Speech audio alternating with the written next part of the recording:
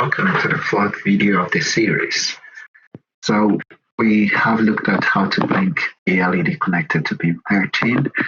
You want to have a quick look at how the setup varies from the loop function. So first of all, we will introduce comments. You notice comments are ignored by the compiler. So the comment in Arduino is /for one line commented. So if I run the simulation, the LED will actually blink so fast because I've commented out the delay. So it's turning on and off so fast, it appears to be on all the time. So if I remove the comments, and let's say want to do block comments where we can comment out several lines at a time, let's use the forward slash and also close the block comment slash connect. So if I run it, you notice that the LED will not blink because all this part of the code is being ignored by the compiler. Now, if I copy the bit of the code that does the blinking and I put it in the setup, you notice that it will blink once. Now it's going to blink too fast only once. So if you simulate, blinks a bit too fast only once, so we can actually slow down the amount of time it's on, amount of time it's off by extending this to 1 second. Let's say 1 second, that's 500 and half a second. So start simulation. You notice blinks only once and doesn't repeat. Now we can delete this or comment it out and get our original code back. So we notice in the loop function, it runs continuously. In the setup, it runs only once. Come back.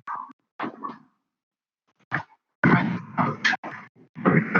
The LED pin 13 for us.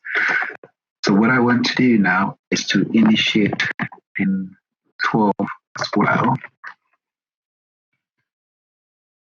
Now, if we want to change the LED pin from 13 to 12, we need to make at least 3 changes in our code. This is not very efficient, so to make life easier, we can make use of variables. Variables are just container spaces in memory. So we have different types of variables. There's the integer variable, there's bool, all of which have different purposes, and we will talk a bit more about them later on in other videos. So for now, we want to declare an integer data type. So we have an integer, and we want to call it the LED pin, and assign it to pin 13. But C++ is case sensitive, so if you write LED pin, it's not the same as one with a capital. And also variable naming, you cannot start with a number. So let's say I have this, we simulate, we have no error. If I start my variable name with a number, it should give us an error. So we get an error if we use number.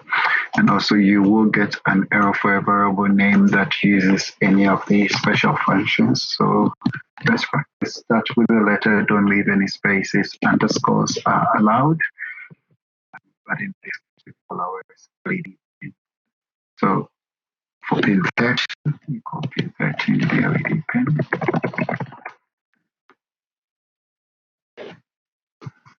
Place 13 with LED pin throughout.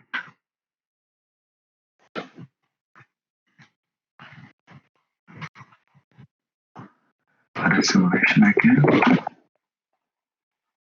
Then it blinks for us, so we've got an integer representation of the variable. We're only naming it 13, so we can use it in place of the LED pin throughout. So now, if I comment out this line, and let's say we want to update it to pin 12, we need to make only one change, which is more efficient way of the code, and also the code is a lot readable this way. Now, notice that we have declared it as an integer.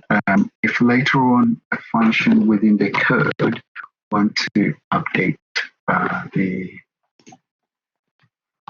let's comment this. Say a code later on makes changes to the LED pin, the function, the variable. So basically, LED pin, it updates itself to 13. What you notice is that, let's slow down the delay once more.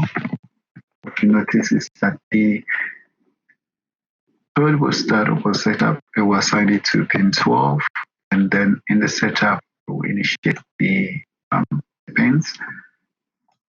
So LED pin is 12, and it will blink the LED, but once it gets into this line, the function or any other part of the code can change the value of the pin that is assigned to the LED pin.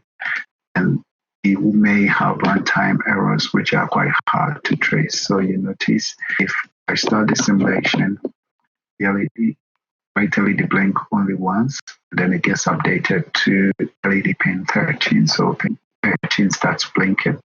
Now, you don't want your pins changing unless that's the actual intention of your code.